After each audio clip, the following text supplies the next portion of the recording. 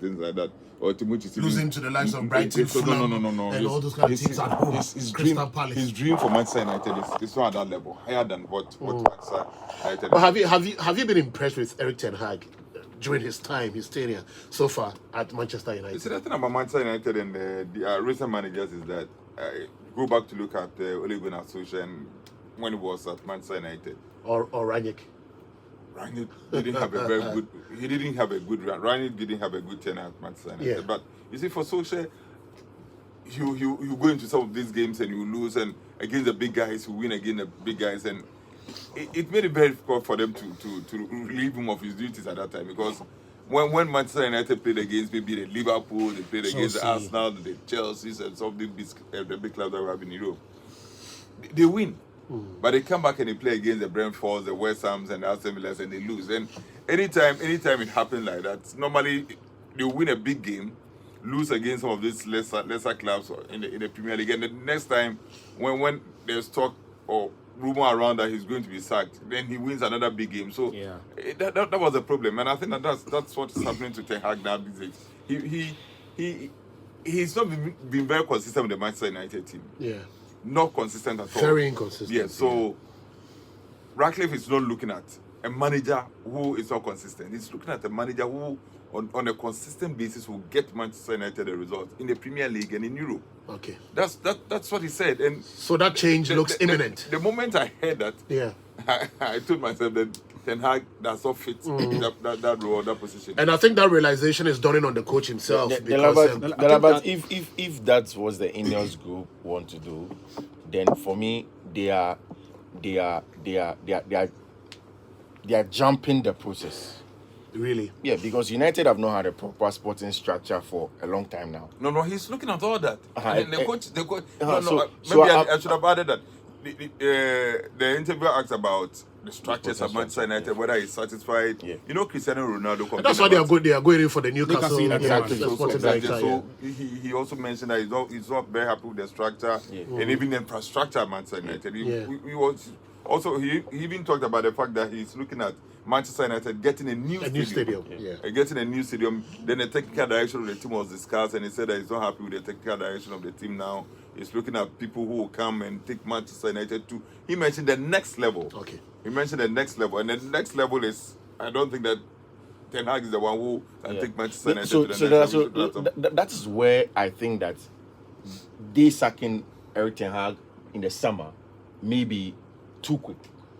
Because premature? Yes. After 2 years? Yes. I've seen Erik ten Hag under a proper sporting structure at Ajax with Van der Sar, Overmars. At the time where they were buying players for him and stuff like that. And he worked. It worked with him. Now he comes to Manchester United. Everything is disjoint. Cristiano Ronaldo. Even Ole Gunnar Solskjaer said in an interview saying that he doesn't think that it was the right deal for the player and for Manchester United. Apart from that, also they've bought certain players that they shouldn't have bought. He doesn't look like a manager that is good in terms of his talent identification to go and bring players. He has scouts. I mean, he has a team. Yes, he has a team of technical backroom staff. They are there to help him augment what he's doing. So you can't hold brief for him on this. Exactly. But you see, it's the interest of Manchester United has to hold supreme. Because if you look at United, the players that are there, they are players that were bought by Moyes, bought by Mourinho, bought by Rangnick, if he bought any, bought by Ole, and then Erik ten Hag. So if you are going in a new direction, then you put up the sporting structures you are putting in. If you are bringing Dan Ashworth in, you've brought in Omar Berrada, you are going to bring in some scouts, you form the sporting structure. If it's going to be database or combination of database and eye test, you put that together. Then in conjunction with the coach, you buy the players for the summer, then you give him 1 season. The success of Mikel Arteta, part is because Edu has been next to him. Why did they go and buy Gabriel Jesus? When did they decide to let Pierre-Emerick Aubameyang go? When did they decide to understand that today we need a character like Zinchenko? Sometimes it's not even just about the football alone. And that's why for me, I don't think they should sack Ten Hag yet. Yes, the results are not good. Everybody knows that. But they should give him the sporting structure. Then if he doesn't give them the results that he wants, then they let him go. Well, let's wait and see whether Man United will have that patience that Fifi is but calling for. But I mean, sources within the club indicates that there's the possibility that Ten Hag will be relieved of his duties at the end of the season. The other side of the discussion too is how he manages, the dressing room. The players, the dressing room. Yeah. I think that he's losing it. Yeah. He should be a bit tactful because I mean it happened to a legend of the club, Cristiano Ronaldo, and you were there, Jadon Sancho, and we hear that Anthony Martial and all these players. Look, Jose Mourinho used to fall out with players, and I really didn't understand it. But now I've come to understand that the players will continue forever be the main actors of the game. Whether you like it or not, you should find a way to make them comfortable in terms of how you want them to play, what of you, how you manage them, what of you. So if everything is too much for a captain, sometimes it's too much. And he comes into post-match press conference and it well appears that he endorses what the player is doing. For crying out loud, he's a captain of the team. This is Manchester United we are talking about. So there are a lot of things that he can do better, going forward. Okay, all right, so let's continue. But I was telling you that George Boateng went to Manchester United. Manchester United is going to understudy Ten Hag. Yeah, Ten Hag. George Boateng. Which George Boateng? Which George Boateng do you know in football now? Me, I've forgotten. Man. Then I will not remind you. I don't remember. I won't remind you. I won't remind you. He's going to understudy who? Now you know the Everything high Steve. No, but somebody, I know. Okay, even if I don't remember him, you are telling me somebody is going to understudy. We are not on Facebook here. Okay. So how this George Boateng? Former assistant coach of the Black Stars. Yes. And he's going to understudy. Ten Hag and Steve McLaren. Ten Hag and Steve McLaren. You finish and let's do it. Let's he's coming to coach the Black Stars. No, nobody else. Nobody else. So I mean, let's be very honest. I mean, if any of us here owns a football club, will you let George Boateng coach your football club? But that's why Javi is going to understudy what's the name. Exactly so. That's why. If I'm going to understudy somebody who is good there, I'm going to understudy. Like who, Pep? I'm going to go to Pep or Ancelotti. You're going to understudy who Eric Ten Hag. Or Arteta. Yes, you know. You're going to understudy Ten Hag. Hey, George Boateng. Or Chufane.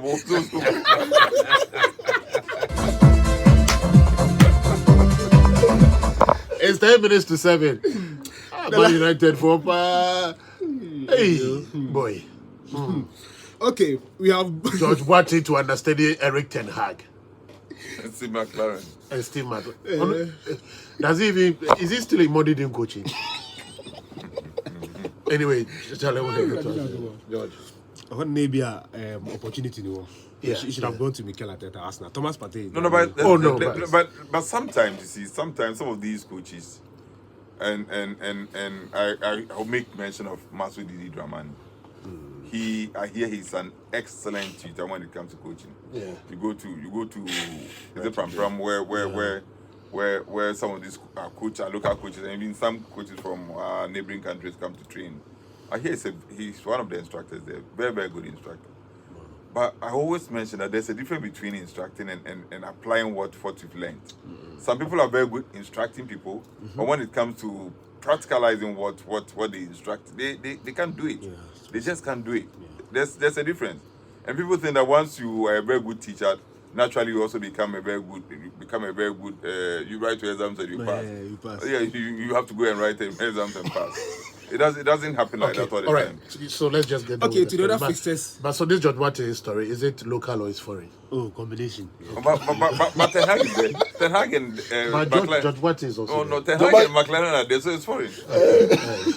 We're talking about Manchester United, which is also foreign. Okay.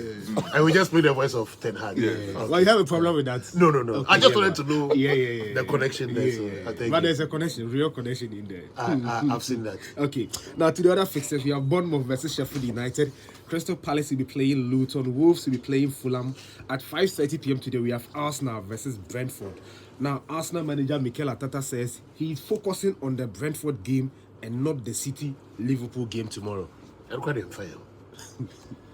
Well, every point that we left this season, it hurts, and obviously it's still there, and that's it. But we have a lot to play for. We know the difficulty of the match is always really tough. We played them twice already, and we suffered. And also, I expect a very similar match. match. That's the only thing we can control and perform well and play better than them and then try to win the game. And let's do that. And if we do that on Sunday, yeah, it's a beautiful game to watch for any football.